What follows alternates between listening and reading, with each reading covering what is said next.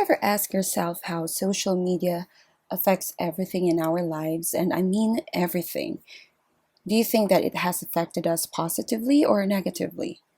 Do you feel like it has somehow become an addiction to checking your phone first thing in the morning, or while you're eating lunch, or when you're doing your business in the bathroom, or even if you're in bed and it's already time to sleep?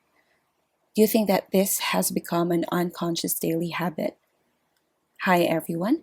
My name is Lavi, and welcome to my first ever podcast.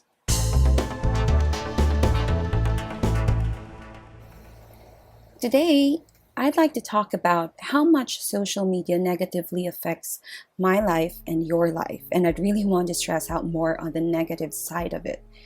You see, it started out with texting or calling to be able to reach out to your friends and family, and then in a short period of time, it just advanced vastly so that you get to reach out to a lot of people and you get to have your own network of friends. You stay updated and you share the latest trends. Of course, while this makes communication faster and easier than ever, there are tons of negative aspects to it too. And I'm sure that some of you somehow have already realized it, but you're probably thinking the same way that I did, which is, it didn't seem to hurt me, or I seem to have control over it. Like, I know, or I think I know when to stop checking my phone. Or even thinking something like, it's a normal thing, everybody does it, everyone is into social media. So the question is, does it really affect a person negatively?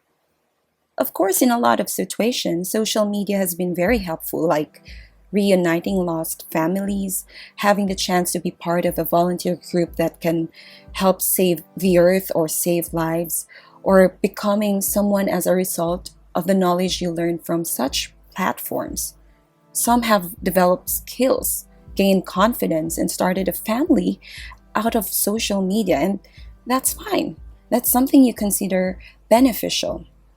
However, the fact that not everyone knows is how social media manipulates us in certain ways we never thought of. We probably already know it or we have felt it, but we just turned a blind eye to it. Why? Well, there are too many reasons, but after watching a documentary film on Netflix, Social Dilemma, personally, I think it has awakened my initial thoughts on the negative effects of social media, which I have never explored and rather ignored.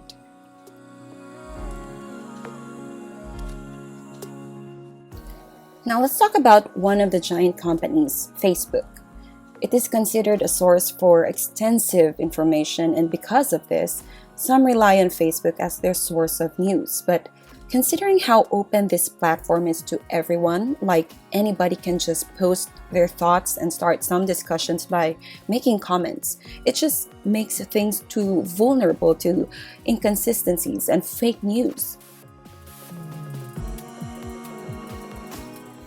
Nowadays, there's no way we can get a uniform channel of news unlike before.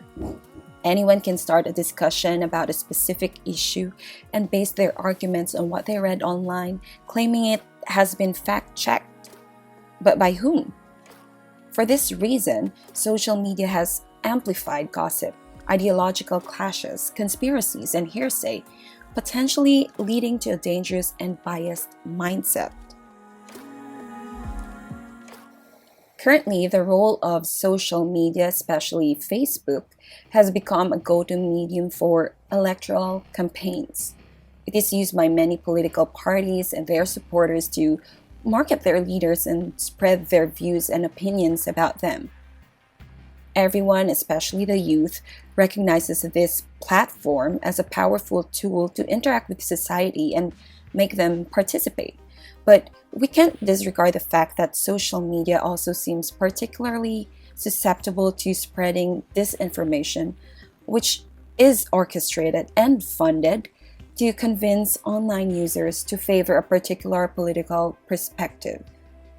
Social media platforms continue to pose threats such as fake accounts, disinformation, political advertising, and hate speech.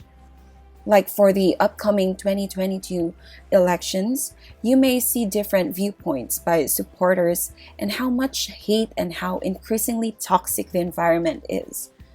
To this day, it remains unclear how tech companies will fix these systematic problems.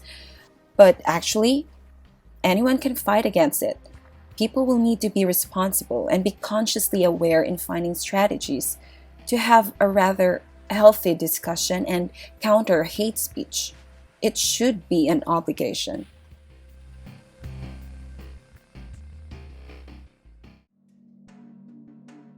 Another consideration is how much of an impact social media has on social trends. Entrepreneurs and small business owners use social media to spread the word about their companies or different products. Another is by live streaming that targets consumer engagements to gain credits. Of course, while these and others could be beneficial for livelihood, we all know that internet marketing does have some downsides. People rely on reviews when checking out a product, and this could affect their decision making. Another trend is how social media poses a threat on unrealistic expectations, especially for the younger ones. Filtered photos have become a long trend, and it could definitely affect one's life, especially the psychological health.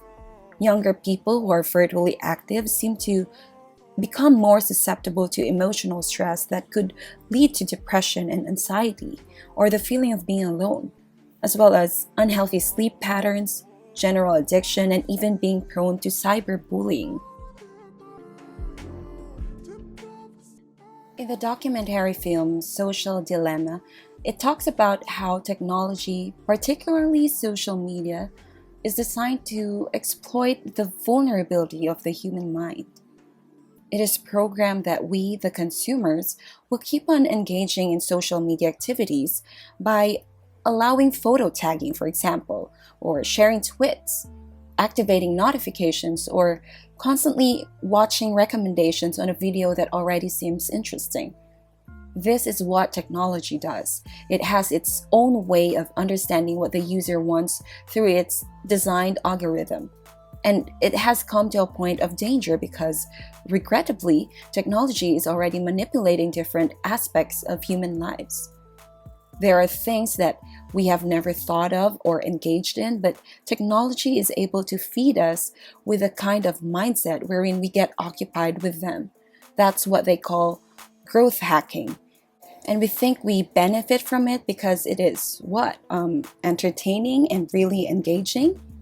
Sadly, the truth is that these companies think of us as products for monetary purposes through ads. One quote in the film states that there are only two industries that call their customers users: illegal drugs and software. It is depressing to consider that the latter is acceptable and something that is already part of the norm. If you think that you cannot imagine yourself without social media, then chances are you have fallen victim to the strong power of social media. Now, I hope you will get to reflect on my thoughts about the negative impact of social media. We cannot stop technological advancement, but let's all build a virtual world that is moral and ethical. This has been Lavi, and thank you for listening.